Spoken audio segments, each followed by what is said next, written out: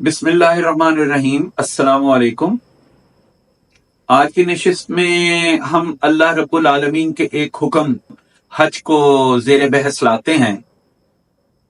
حج کا جب لفظ زیر بحث آتا ہے تو لا محالہ ہمیں خانہ کعبہ کی یاد آ جاتی ہے، اور پھر ہمیں یہ بھی ذہن میں آ جاتا ہے کہ یوم عرفات ایک دن ہے جس میں امت مسلمہ کے اکثر افراد اجتماعی طور پر شریک ہوتے ہیں۔ تو اللہ تعالیٰ نے عبادتوں کا تصور یہ دیا ہے کہ ایک انفرادی عبادتیں ہیں، جیسے صلاۃ آپ گھر پر بھی قائم کر سکتے ہیں۔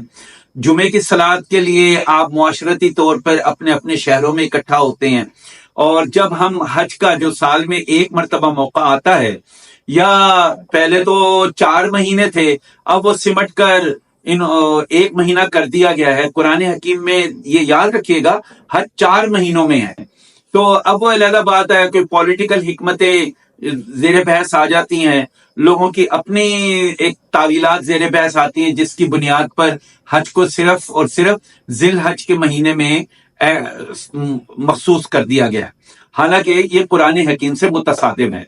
بہرحال یہاں حج کی غایت کو جب ہم لیتے ہیں تو حج کا ایک رکن جو ہے، جو بنیادی رکن ہے، وہ ہے یوم عرفات، کہ عرفات میں کے مقام پر سب لوگ اکٹھے ہوتے ہیں۔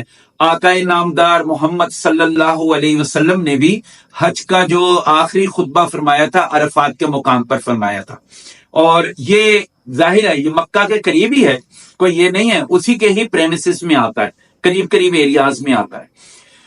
ایک چیز جو حضرت ابراہیم علیہ السلام کے واقعے سے نظر آتی ہے وہ یہ ہے قربانی کا تصور۔ کسی بھی نبی کا جو طرز ذہن ہوتا ہے وہ ہر وقت غیب کی دنیا کے ساتھ اٹیچ رہتا ہے، یہ ہے نبی کی شان۔ نبی عبرانی زبان کا لفظ ہے، نبی عبرانی زبان میں کہتے ہیں غیب بین کو، جو بیونڈ دی سین، یعنی اس دیوار سے پرے جو دیکھ لے وہ غیب کہلاتا ہے۔ آج کل تو آپ کیمروں کا تصور دیکھ لیجئے، امریکہ میں کوئی بات ہو رہی ہوتی ہے، گیمز ہو رہی ہوتی ہیں، تقاریر ہو رہی ہوتی ہیں، وہ ہم یہاں ٹی وی کی سکرین پر بیٹھے بیٹھے اسی لمحے میں دیکھ رہے ہوتے ہیں، حالانکہ کہاں امریکہ کہاں پاکستان 14-15 ہزار میل کا ڈسٹنس ہے، پھر بھی ہمارے لیے وہ غیب نہیں رہتا۔ اسی طرح غیب کے کئی درجات ہیں، کوئی چیز دوسرے کمرے میں آپ کو پتا ہے کہ وہاں یہ چیز ہے، لیکن ابھی نظر نہیں آ رہی، چیز کی موجودگی ہونے کے باوجود چیز کا نظر آنا یہ بھی غیب ہے۔ ایک فرشتے کی موجودگی بھی غیب ہے، فرشتہ نظر نہیں آتا، لیکن اللہ تعالیٰ کہتے ہیں فرشتے تم پر نازل ہوتے ہیں، اللہ تعالیٰ فرماتے ہیں شیاطین تم پر نازل ہوتے ہیں۔ تو نبی کا جو بنیادی کردار یا اس کی مینٹیلٹی اور اس کا ویژن ہے وہ غیب کی دنیا میں دیکھتا ہے۔ غیب کی دنیا کا مطلب ہے وہ فرشتوں کو دیکھتا ہے، وہ جو ملائے اعلیٰ ہیں عرش کے مقام پر قیام پذیر ہیں ان کو دیکھتا ہے، وہ اللہ رب العالمین سے گفتگو کرتا ہے، جیسا کہ انبیاء کرام کے واقعات بائبل میں بھی لکھے ہیں، توریت میں بھی اور قرآن حکیم میں بھی لکھے ہیں۔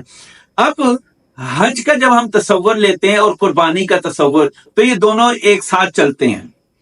حج کا مطلب ہے اللہ تعالیٰ نے ابراہیم علیہ السلام کو یہ فرمایا تم نے بیت اللہ کو مکمل کر دیا، اب لوگوں کو بلاؤ آئیں اور اس کی زیارت کریں۔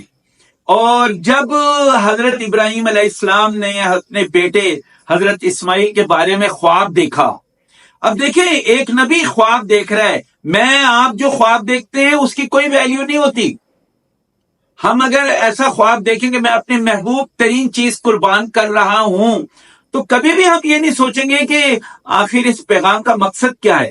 لیکن ایک نبی کو یہ احساس ہوتا ہے کہ میرا جو بھی مشاہدہ ہوگا، میرے ذہن میں جو بھی خیال آ رہا ہے وہ براہ راست اللہ تعالیٰ کی طرف سے آ رہا ہے، اس کا تعلق اللہ رب العالمین کے ساتھ براہ راست منسلک ہوتا ہے۔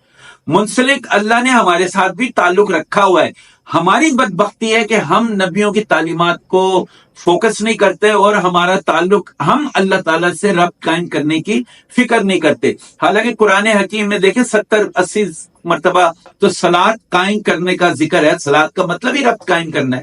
تو حضرت ابراہیم علیہ السلام نے یہ خواب دیکھا کہ میں اپنی محبوب ترین چیز کو قربان کر رہا ہوں، ذبح کر رہا ہوں.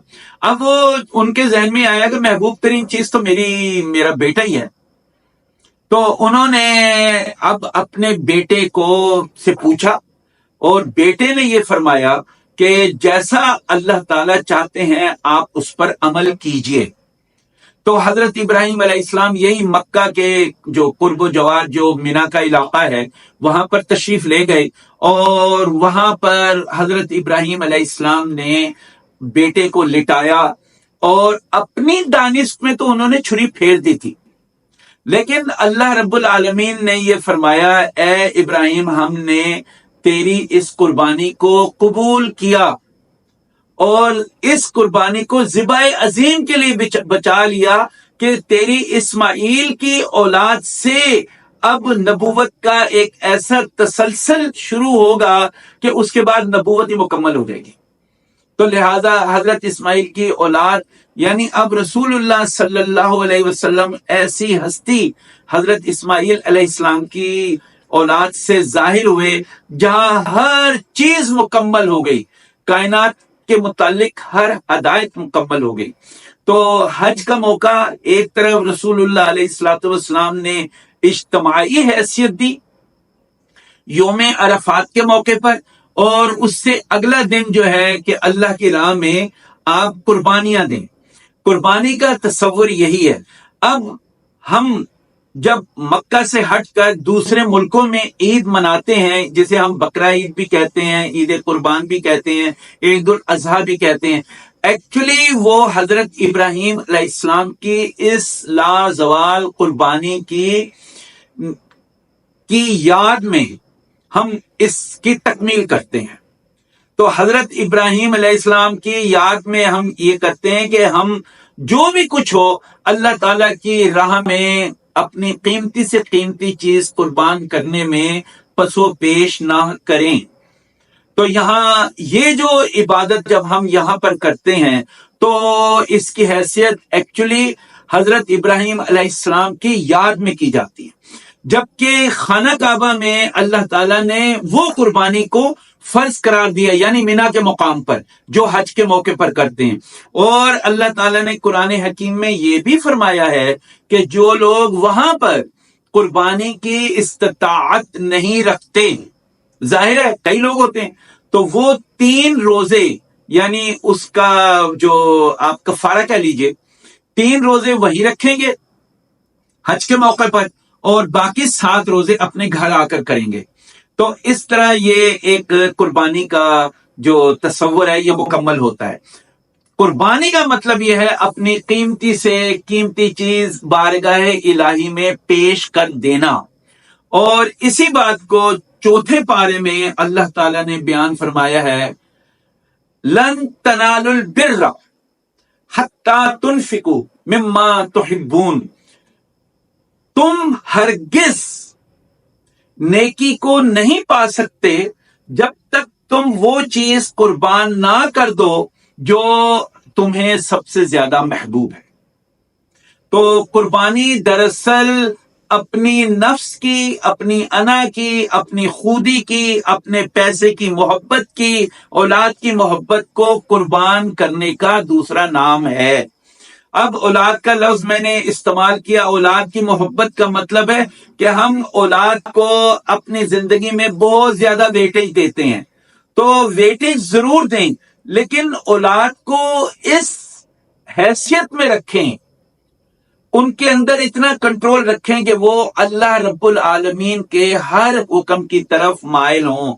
ان کے اندر ایسی نفسانی خواہشات کو کم کیا جائے، ان کے اندر قربانی کا ایسا جذبہ پیدا کیا جائے کہ اس کے نتیجے میں اللہ تعالیٰ کی محبت اور نبیوں کی قربت کا احساس ڈیویلپ ہو. آج عید کا موقع ہے. عالم اسلام میں گزشتہ دن عید منائی جا چکی ہے، پاکستان میں آج کے دن عید منائی جا رہی ہے. تمام اہل اسلام کو، اہل پاکستان کو، اور جو ہمارے تمام دوست احباب بہن بھائی خواتین و حضرات دیگر ممالک میں موجود ہیں، ان سب کو اللہ تعالیٰ عید الاضحیٰ کی برکتیں مبارک کریں. دل سے دعا ہے کہ عید کا یہ دن جو خوشیوں کا، قربانی کا، محبتوں کا، اللہ تعالیٰ کی بارگاہ میں اپنی قیمتی شے کو قربان کر کے اطمینان قلب حاصل کرنے کا دن ہے، اللہ تعالیٰ اس دن کو ہمارے لیے مزید دنوں میں خوشیوں کا گہوارہ بنا کر ایک آغاز کی حیثیت رکھے۔ اللہ تعالیٰ ہم سب کا حامی و ناصر ہو۔ اللہ حافظ و ناصر۔